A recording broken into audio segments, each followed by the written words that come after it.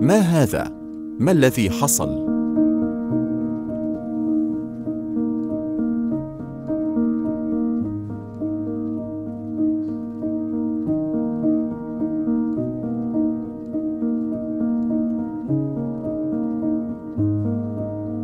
من أنت؟ لا تخف، أنا بطليموس من القرن الثاني.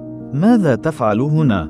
لقد كنت أراقب النجوم في السماء، وفجأة رأيت نجمة تتحرك في السماء بسرعة مذهلة، ثم حدث زلزال قوي، ولا أعرف كيف وصلت إلى هنا. هذا مذهل. هل تعلم أنني كتبت عن هذه الظاهرة في محفوظاتي؟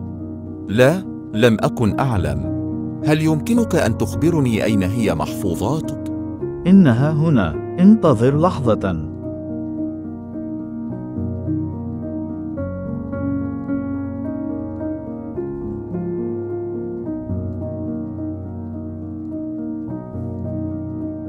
ها هي، بإمكانك أخذها ودراستها.